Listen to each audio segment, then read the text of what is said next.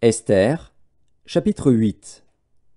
En ce même jour, le roi Assuérus donna à la reine Esther la maison d'Aman, l'ennemi des Juifs. Et Mardochée parut devant le roi, car Esther avait fait connaître la parenté qui l'unissait à elle. Le roi ôta son anneau, qu'il avait repris à Aman, et le donna à Mardochée. Esther, de son côté, établit Mardochée sur la maison d'Aman. Puis Esther parla de nouveau en présence du roi. Elle se jeta à ses pieds, elle pleura, elle le supplia d'empêcher les effets de la méchanceté d'Aman, la Gagite, et la réussite de ses projets contre les Juifs. Le roi tendit le sceptre d'or à Esther, qui se releva et resta debout devant le roi.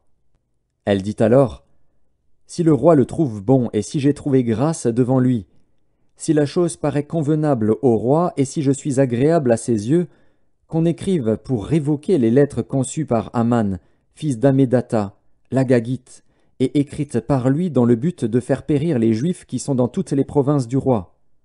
Car comment pourrais-je voir le malheur qui atteindrait mon peuple, et comment pourrais-je voir la destruction de ma race ?» Le roi Assuérus dit à la reine Esther et au juif Mardochée, « Voici, j'ai donné à Esther la maison d'Aman, et il a été pendu au bois pour avoir étendu la main contre les Juifs. Écrivez donc en faveur des Juifs comme il vous plaira, au nom du roi, et scellez avec l'anneau du roi.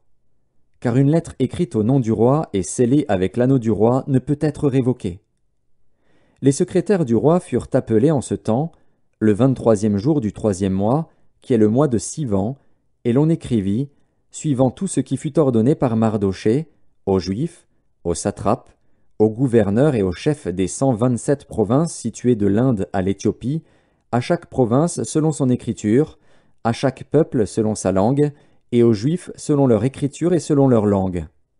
On écrivit au nom du roi Assuérus, et l'on scella avec l'anneau du roi. On envoya les lettres par des courriers ayant pour monture des chevaux et des mulets nés de juments.